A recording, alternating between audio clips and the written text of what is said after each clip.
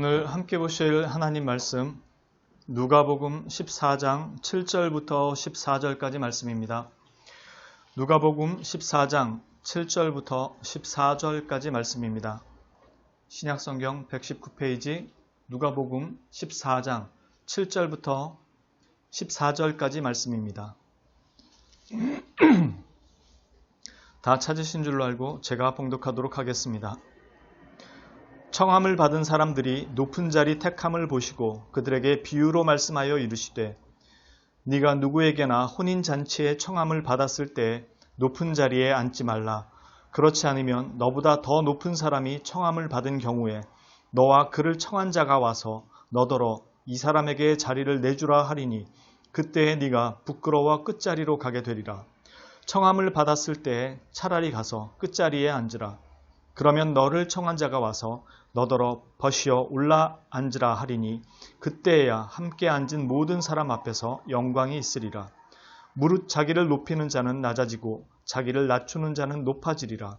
또 자기를 청한 자에게 이르시되 네가 점심이나 저녁이나 베풀거든 벗이나 형제나 친척이나 부한 이웃을 청하지 말라. 두렵건대 그 사람들이 너를 도로 청하여 네게 갚음이 될까 하노라. 잔치를 베풀거든 차라리 가난한 자들과 몸 불편한 자들과 저는 자들과 맹인들을 청하라. 그리하면 그들이 갚을 것이 없으므로 네게 복이 되리니 이는 의인들의 부활 시에 네가 갚음을 받겠음이라 하시더라. 아멘.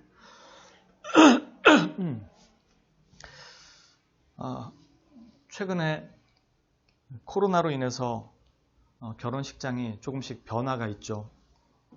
저희도 결혼식이 자주 있어서 자주 가는데 코로나로 인해서 결혼식장 안에 참석자들이 제한이 있어서 들어가지 못하는 경우가 많습니다. 그러다 보니까 아무래도 식장 안에 입장해서 그 식을 같이 축하해주고 볼 수 있는 사람들이 제한되는 경우가 많은 것 같습니다.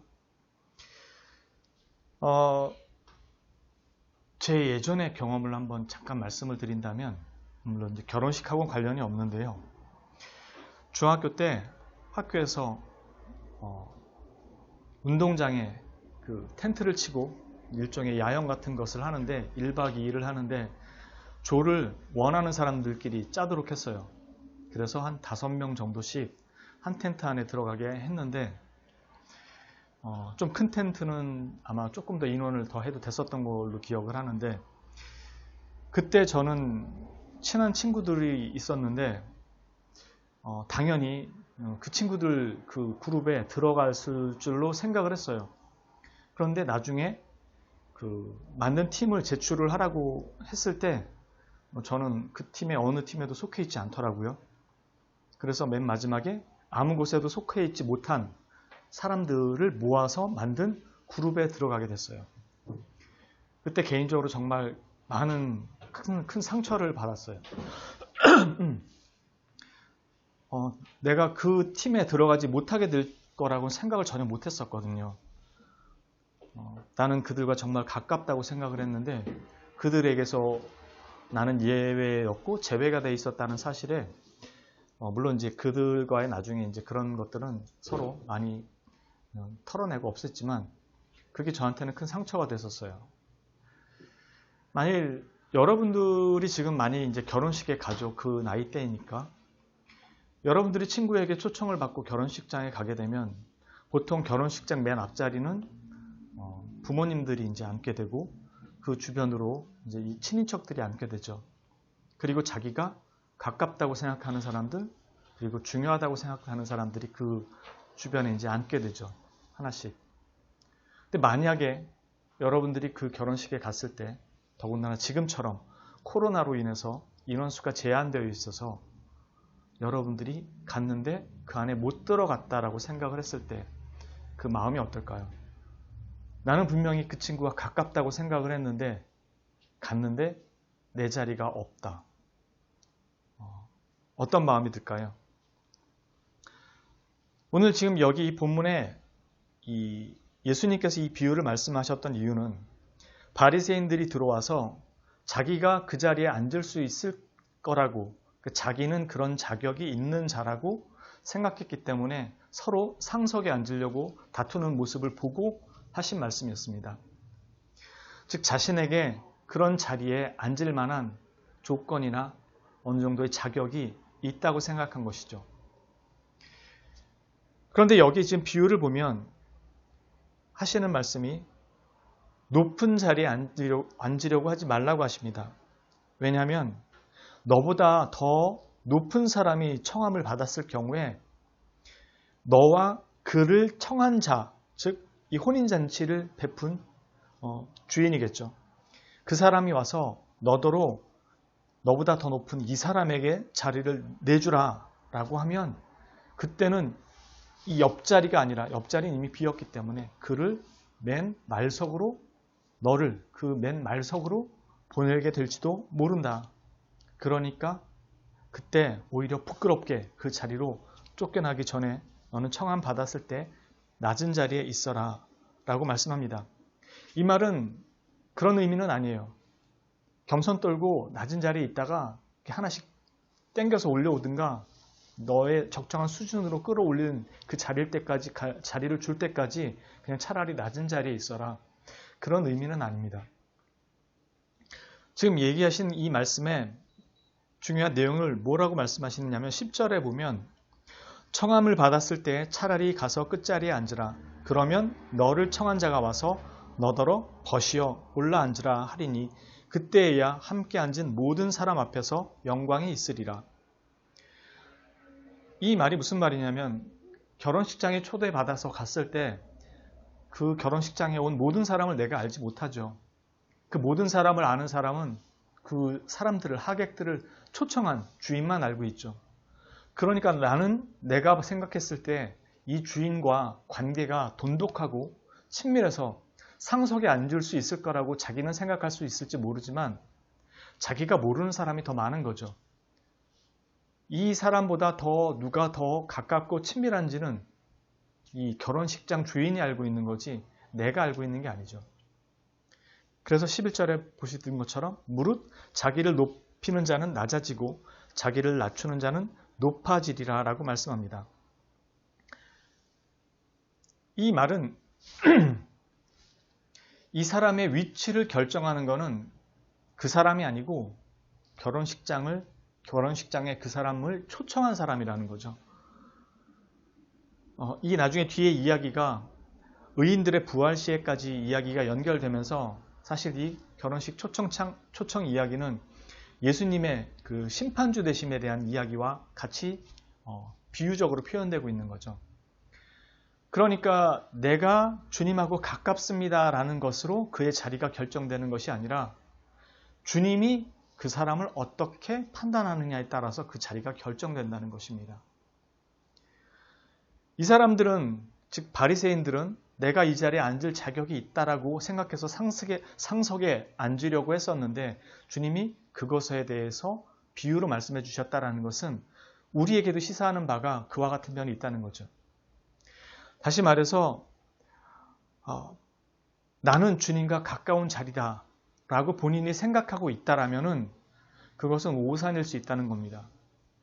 내가 주님과 가깝다는 것은 무엇으로 결정되는가 라고 했을 때 그건 주님에 의해 결정되는 거지 내가 결정할 수 있는 문제는 아니라는 것입니다.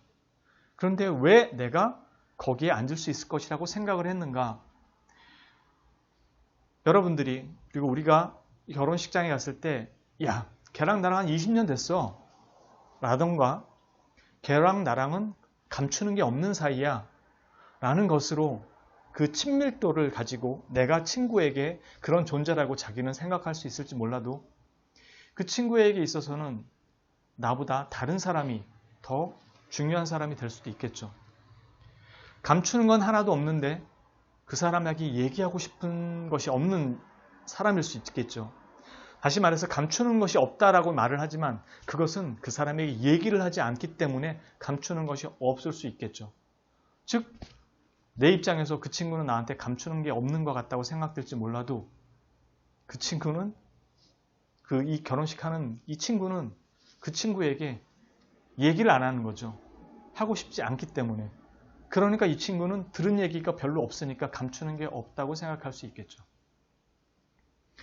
지금 여기 주님이 얘기하시는 이 얘기가 우리가 이미 앞에서 봤던 얘기를 생각나게 합니다. 118페이지에 보면 13장 24절에 나왔던 내용이죠. 좁은 문으로 들어가기를 힘쓰라. 내가 너희에게 이르노니 들어가기를 구하여도 못하는 자가 많으리라. 집주인이 일어나 문을 한번 닫은 후에 너희가 밖에 서서 문을 두드리며 주여 열어주소서 하면 그가 대답하여 이르되 나는 너희가 어디에서 온 자인지 알지 못하노라 하리니 그때 너희가 말하되 우리는 주 앞에서 먹고 마셨으며 주는 또한 우리의 길거리에서 가르치셨나이다 하나 그가 너희에게 말하여 이르되 나는 너희가 어디에서 왔는지 알지 못하노라. 행악하는 모든 자들아 나를 떠나가라 하리라. 분명히 이 사람들은 예수님 앞에서 내가 주님과 함께 먹고 마셨고 주의 말씀도 들었지 않았습니까? 라고 그의 친밀도를 강조하고 그들이 주님의 제자라는 사실을 강조를 하죠. 마태복음 7장에서 하시는 말씀은 내가 주의 이름으로 선지자 노릇하고 주의 이름으로 귀신 쫓아내고 주의 이름으로 많은 권능을 행하지 않았습니까? 라고 함에도 불구하고 주님은 모른다고 하신다는 거죠. 지금 이 혼인잔치의 비유까지 그 이야기가 이어지고 있는 거죠. 혼인잔치에 가서 내가 너랑 어떤 사이냐 라는 것으로 자기는 상석에 앉을 줄 알고 상석에 앉았더니 집주인이 와서 말석으로 보내더라는 거죠. 여기에 상석과 말석은 천국에서의 어떤 그 차이를 두고 하는 말이 아닙니다. 여기서 상석과 말석이라는 건 심판에 대한 이야기입니다. 즉 말석으로 밀려났다는 건 관계가 없다는 뜻입니다.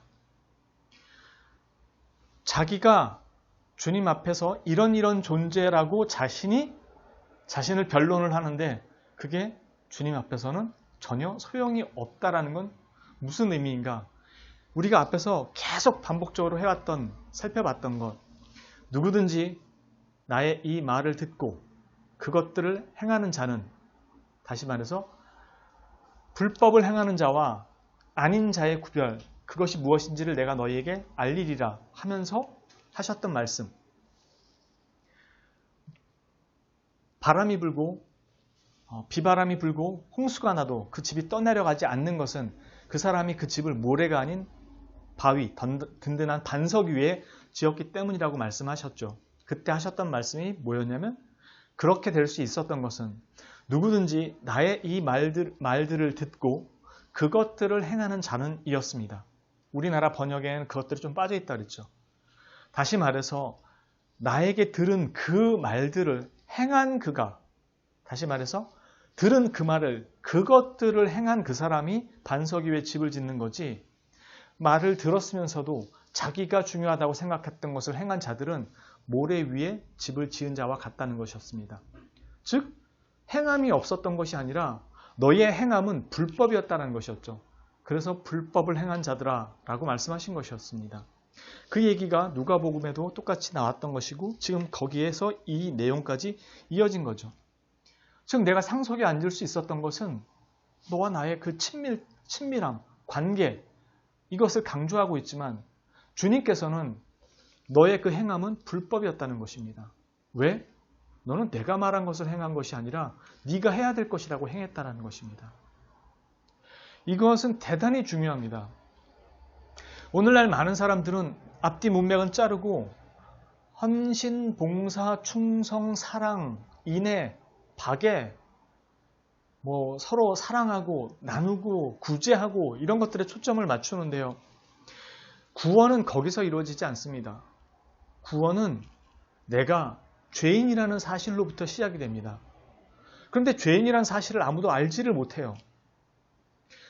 예수님이 말씀하셨던 이 모든 내용들 하나씩 그 토대는 하나님의 말씀에서 시작이 되고 하나님께서 말씀하셨던 이 구원의 모든 저변에는 우리가 죄인이라는 사실을 회개함으로부터 시작이 된다는 것을 누누이 말씀하세요. 그런데 이 사람들이 죄인이라고 생각했던 것과 주님이 말씀하시는 죄인이라는 것과는 너무나도 그 차이예요. 지금 여기서 예수님 앞에 내가 주님 앞에 이런 관계를 가졌던 사람 아닙니까? 라고 하는 것들은 어떤 면에서는 내가 주를 위해서 이런 것도 하고 저런 것도 하지 않았습니까? 라는 자신의 그 자격과 조건을 들이밀고 있다는 것이죠. 그러나 예수님께서 하시는 말씀은 아니라는 거예요. 특히 11절에 나오는 무릇 자기를 높이는 자는 낮아지고 자기를 낮추는 자는 높아지리라는 이 말씀은 수동태입니다. 즉 겸손하면 높아질 것이라는 의미가 아니고 겸손한 자를 높이시고 높은 자를 낮추시는 것이 주님이라는 뜻이에요. 즉 혼인잔치에 주인이 와서 그 손님들의 자리를 결정하듯이 그것을 결정하는 분은 하나님이라는 것입니다. 그러니까 자기가 와서 주님 앞에 이것저것을 내밀지라도 그것이 하나님의 뜻에 부합되지 않는다면, 하나님께서 원했던 것이 아니라면 그것은 아무런 가치를 가질 수 없다는 것입니다. 그것이 뭐였냐면 앞에 나온 이런 종교적 의식들이라는 거예요. 그래서 뒤에 이어지는 말씀 12절에 그냥 이야기가 여기서 끝나지 않고, 끝날 수도 있었는데 그냥 끝나지 않고, 즉 우리가 쉽게 이야기하듯 겸손해라, 그러면 하나님께서 너를 높이실 것이다 라는 이야기에서 끝나지 않고 이 이야기가 어디로 진행이 됐냐면 바로 다음 구절, 또 자기를 청한 자에게 이르시되 라고 이야기가 진행이 됩니다.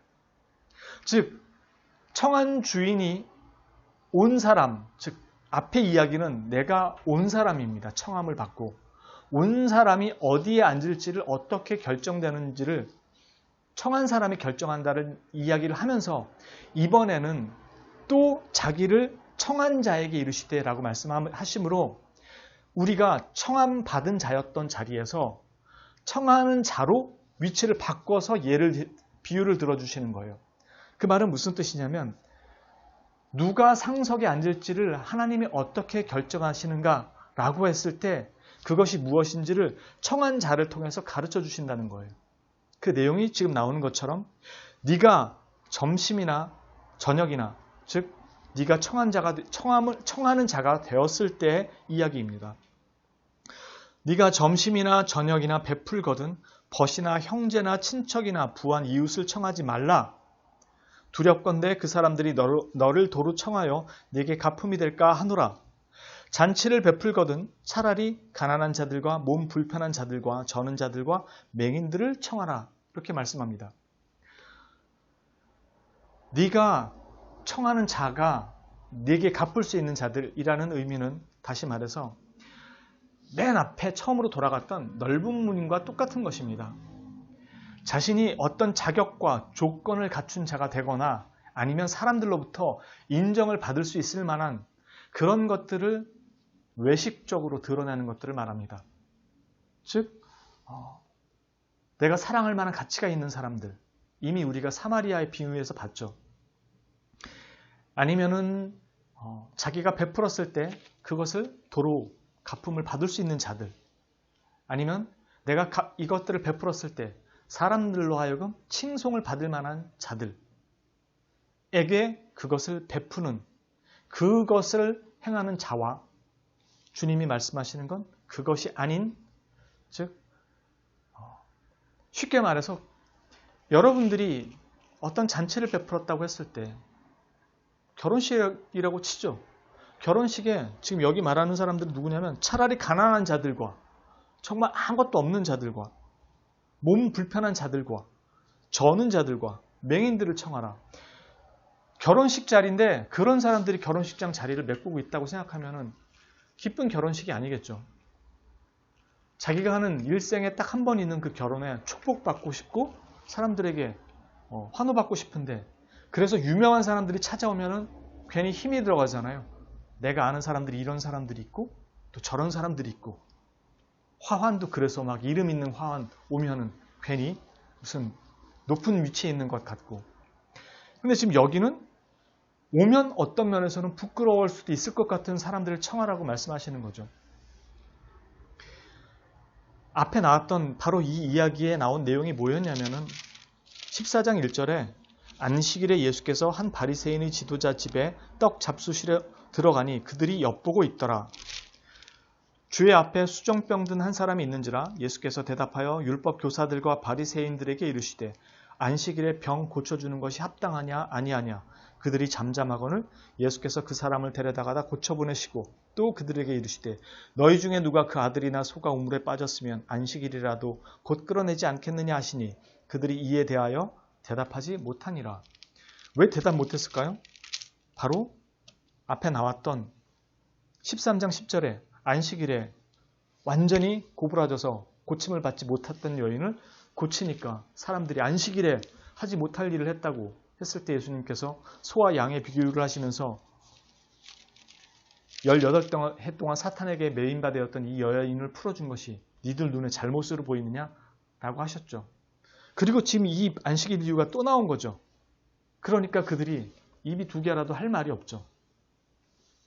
그러면서 오늘 이 끝자리에 앉으라는 이런 비유에 대한 내용이 나오면서 잔치를 베풀거든 갚을 수 없는 사람에게 하라는 말씀으로 이어진 거죠. 즉 너희의 그 이스라엘 하나님께서 택하여 부르신 이 이스라엘 공동체 속에서 너희가 뭘 하고 있느냐라고 준엄하게 꾸짖으시는 거죠. 이스라엘이 멸망했던 것은 예루살렘에 의인이 한 명도 없었기 때문이라고 예레미야서에서 얘기하고 있습니다. 왜 의인이 하나도 없었을까라고 했을 때 주님의 말씀은 그거였습니다. 우상, 이방인들이 섬기는 그 신을 섬긴 까닭이 분명하지만 주님이 거기에서 그들에게 심판 내렸던 가장 중요한 이유는 네가 정의와 공의를 행하지 않는다는 것이었습니다. 즉 우상을 섬기는 것과 정의와 공의를 행하지 않는 것이 같은 의미라는 건 바꿔 말하면 하나님을 섬긴다라는 것은 정의와 공의를 섬긴다라는 것입니다. 창세기 18장에 여호와께서 아브라함을 택하여 부르셔서 찾아온 이유를 말씀하시죠. 그 세 명의 나그네가 찾아왔을 때 아브라함이 가서 그 세 명의 나그네를 맞이하잖아요. 그래서 음식을 차려주고 잔치를 베풀죠. 그리고 두 천사가 소돔과 고모라를 멸하러 가고 여호와 하나님께서만 남으셨을 때 아브라함과 대화를 하잖아요. 그때 아브라함에게 하나님이 그렇게 말씀하시죠. 내가 아브라함을 택하여 한 민족을 이루는 것은 여호와의 의, 그 도를, 공도를 행하게 하려 함이라 라고 말씀합니다. 즉 내가 이스라엘 백성을 택하여 부른 것은 이 타락한 세상 속에서 거룩한 하나님의 백성이 어떠한 존재인지를 가르치고 그것을 행하도록 하기 위함이라고 말씀하신 거였다는 거죠. 그러니까 우리에게 구원, 그리고 돌이킴, 하나님의 자녀 이런 것들은 종교적 의식으로만 이렇게 바뀌는 그런 하나님 앞에 종교적 의식만 드리는 존재, 하나님을 섬기기만 하는 존재라는 것이 아니고 거룩한 하나님의 백성으로 바뀌는 것이고 그 거룩한 백성이라는 건 의와 공도, 즉 공의와 자비와 사랑을, 정의를 실현하는 존재가 된다는 것입니다. 그것들을 행한 자가 하나님 나라에서 상석에 앉을 것이라는 것입니다. 즉 이런 율법을 준수한 것을 조건으로 그렇게 앉는다라는 것이 아니라 진실로 하나님을 믿는 자라는 사람은 그것을 그의 신앙으로 드러내야 한다는 것입니다. 지금 여기에 있는 이 랍비들이라고 부르는 바리새인이라고 부르는 율법사라고 부르는 사람들은 죄다 상석에 앉을 거라고 자신이 그 자격을 갖췄다고 생각했던 이유는 그들이 율법을 지킨다라고 생각한 것이었습니다. 그러나 그들이 지킨 율법은 하지 말아야 될 것이라는 소극적인 것. 난 이거 안 했어. 난 저거 어기지 않았어. 난 안식일 이렇게 지켰어. 라는 율법적인 것에 대해서 자신들이 그걸 지켰다라고 생각하는 거였지 실제로 이 율법이 요구했던 것, 그것들을 지킨 것이 아니라는 거였죠. 예수님께서 안식일 논쟁을 벌였다는 것은 바로 이것입니다. 단순한 안식일 논쟁이 아니라 율법이 원하는 것이 무엇이고 하나님께서 너희에게 율법을 제정하신 그 의미가 무엇인지를 너희가 안다면 실제로 그것을 행해야 되지 않느냐라고 하신다는 거였죠. 그래서 이스라엘 백성에게 원하시는 것이 무엇인지를 가르쳐 주신 것이었습니다. 그래서 그들이 상석에 앉으려고 했던 것이 얼마나 부질없고 잘못된 것인지를 이 이야기를 통해서 가르쳐 주신 것이었고 청함받은 자에게 네가 상석에 앉기를 원하냐? 상석에 앉는다는 것은 그런 것이 아니다 라고 하시면서 이야기한 게 청한 자의 비유로 바꿔서 네가 상석에 앉을 수 있는 자가 되기 위해서는 어떤 것이야 하는지를 이 비유를 통해서 가르쳐 주셨다는 것이었죠. 그리고 이어지는 마지막 내용이 그리하면 그들이 갚을 것이 없으므로 네게 복이 되리니 이는 의인들의 부활 시에 네가 갚음을 받겠음이라 하시더라. 즉 지금 이 모든 내용의 끝에 의인들의 부활 시혜로 종결됩니다. 즉, 맨 마지막 심판날에 너희의 위치가 어떻게 될 것인지를 너희는 신중하게, 진중하게 생각하고 조심해라. 이 경고와도 같은 말씀인 거죠. 지금 여기서 보는 것처럼 의인들의 부활 시에 네가 갚음을 받을 것이다 라는 말씀은 내가 사는 현 세대에서 그것을 받지 못할 수도 있다는 뜻입니다. 즉, 하나님께서 원하시는 것이 무엇인지를 네가 정확히 안다면 그것을 현세에서 대신 받고자 하지 않을 것이라는 것입니다. 하나님의 영광이라는 것에 이 초점이 맞춰져 있다는 것입니다. 한마디로 말하면은. 그 하나님의 영광에 대한 보상을 너는 왜 세상 것으로 받으려고 하느냐는 것이기도 합니다. 이 말은 바꿔 말하면 내가 주님의 영광을 위해서 이것을 행했으니 내게 이것을 주십시오라고 말하는 것은 실제로는 주님의 영광에 그 포인트가 있는 것이 아니라, 왜냐하면 주님의 영광은 십자가에 매달린 영광이었습니다. 십자가에 매달린 영광과 내가 이것을 행함으로 세상에서 그것을 보상받는다라는 게 어떻게 함께 갈 수 있겠습니까? 하나님의 영광 분명히 거듭거듭 강조하지만 하나님의 영광이 어디서 드러나냐면 십자가 위에서 드러났어요. 부활에서만 드러난 게 아니고 십자가 위에서 드러났습니다. 내가 사람들에게 선을 베풀고 그것으로 말미암아 내게 어떠한 세상적 보상이 온다라는 것은 어떤 면에서는 이 바리새인들과 같은 똑같은 면일 수 있습니다. 나의 행함이 사람들에게 입증되고 인정받기를 원하는 거죠. 하나님께서 원하시는 영광은 지금처럼 갚을 수 없는 자들, 즉 내가 행했어도 드러나지 않는, 즉 말석에 앉아있는 것과 같은 그 자리에 섰을 때 하나님께서 나중에 상석으로 옮겨주시겠다는 겁니다. 그래서 우리가 사람들 앞에 하나님께서 원하시는 그 무엇인가를 행했을 때는 그것이 겉으로 드러나지 않을 수 있습니다. 아니, 차라리 겉으로 드러나지 않는 게 훨씬 더 낫다는 것입니다.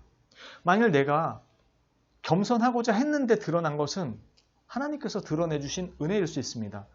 그러나 내가 그것을 드러내고 싶어서 드러내었다면 그것은 드러낸 것으로 이미 보상이 다 끝난 것입니다. 왜냐하면 내가 그것을 받고 싶어 했기 때문에 드러낸 것이니까요. 거기에 하나님께서는 특별한 것을 더 얹어서 보상하지 않으십니다. 왜냐하면 그가 원했던 것은 하나님의 보상, 하나님의 은혜, 하나님의 영광이 아니고 하나님의 이름으로 자기가 그것을 누리기를 원했을 뿐이기 때문입니다. 우리가 하나님의 일을 할 때 따라오지 않는 그 보상은 너무나 많습니다. 그냥 가장 대표적인 게 예수님이에요. 하나님의 영광을 위해서 그 일을 행하시고 받은 건 죽음이었어요.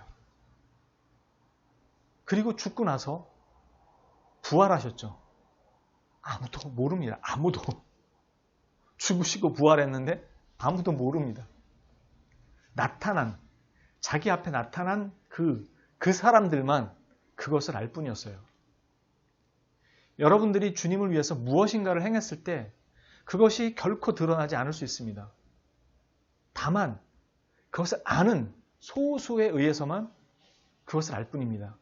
그리고 그들은 여러분들에게 영광을 돌리지 않고 하나님께 영광을 돌릴 겁니다. 그리고 그것이 정상인 것이죠. 이 모든 게 하나님의 은혜고 하나님께 감사할 뿐입니다. 내가 저 사람에게 베풀었는데 저 사람은 나에게 감사를 안 하고 하나님께 감사를 해요. 그게 내가 올바로 행한 거죠. 왜냐하면 나는 주님의 영광을 위해서 주님의 이름으로 했으니까. 이 사람은 나에게 준 게 없을지라도 하나님께서 거기에 대한 모든 보상은 내게 주시겠다는 것이었고요. 이 약속을 정말로 믿는다면 나는 지금 내가 행하는 것들에 대해서 보상 없음에 대해서 억울해할 필요가 없는 거죠. 자꾸 자신을 겉으로 드러내야 할 이유가 없는 거죠. 하나님의 은혜가 이미 거기에 다 약속으로, 보증으로 주어져 있는 것들이니까요. 지금 여기 나오는 모든 말씀처럼 우리는 하나님의 영광을 위해서 그 일을 하고 거기에 따른 보상을 하나님께서 하나님의 때에 주시는 것으로 기다립니다. 약속을 가졌기 때문에. 그리고 무엇을 내가 행해야 될 것인가 라고 하는 것은 내 생각과 내 뜻이 아니라 하나님의 생각과 하나님의 뜻에 따른 것입니다. 하나님은 그것을 성경 속에 분명히 가르쳐 주셨습니다. 그 중에 가장 간단한 하나가 바로 내게 갚을 것이 없는 사람들에게 그것을 베풀라는 것이었습니다. 그 말은 단지 없는 사람이라는 뜻이 아니라 내게 갚을 마음이 없는 사람에게조차도 그것을 시행하라는 것이었고요. 여러분들이 받을 보상, 어떤 그 가치 이런 것들에 대해서 주는 사람에게 그것을 기대하지 마십시오. 그리고 그것을 베풀 때에도 내가 중심이 되는 것이 아닌 받는 사람이 중심이 되도록 그것을 수행하십시오. 차를 유지할 수도 없는 사람, 세금 낼 수도 없는 사람에게 벤츠를 선물하고 BMW를 선물한다는 것은 사실 의미가 없죠. 매일 나가서 힘들게 하루하루 고된 막노동을 해야 되는 사람에게 수천만 원짜리 밍크 코트는 의미가 없습니다. 그건 내가 그 사람에게 이만큼 했다라는 것을 표를 내고 싶을 뿐이지 정작 그 사람에겐 도움이 되지 않습니다. 내가 무엇인가를 행해야 할 때도 철저하게 내가 아닌 그 사람 입장에 서야 되죠. 그래서 사마리아인의 비유처럼 너의 이웃이 누구냐가 아니라, 즉 모든 것을 네가 결정해서 네가 판단할 수 있는 네 중심이 아니라 저 강도 만난 자에게 이웃이 누구이겠느냐가 우리가 가져야 되는 가장 기본적인 사고입니다. 내가 아닌 상대방 중심이 돼야 하니까. 그런데 이 상대방은 주님이 말씀하시기를 우선적으로 이스라엘 공동체이지만 동시에 이 공동체 밖에 있는 사람에게도 해당이 된다는 것입니다. 그러니까 넌 불교 신자니까 내가 못 해주겠어 라고 얘기를 할 수 없는 것입니다. 하나님의 사랑은 제한이 없었고 죄인들에게까지 전해졌던 것처럼 오늘날 우리도 동일하게 그걸 실행해야 되는 존재이니까요. 여러분들이 복음을 가진 자, 구원을 얻은 자, 그리고 하나님의 자녀라고 얘기한다면 지금 여기 나온 것처럼 우리의 보상이 이 땅에 있지 않고 부활 시에 주님 나라에 있을 것이라는 것과 또한 주님께서 우리에게 행하도록 한 것은 그 대상을 네가 결정하지 말라는 사실을 꼭 유념하시고 하나님 앞에서 하나님의 백성으로 산다는 것, 그리고 주님께서 말씀하시는 넓은 문을 택하지 말고 좁은 문으로 가라고 하신 이 말씀들을 잘 마음속에 새기셔서 하루하루의 일상 속에서 그리스도인으로 살아가는 그 모습을 지켜가시고 종교적 의식뿐만이 아니라 실제로 우리 안에 가져 있는 신앙의 그 모습들이 하나님께서 원하시는 그 자리로 한 걸음 더 나아가실 수 있기를 주님의 이름으로 축원합니다. 기도합니다.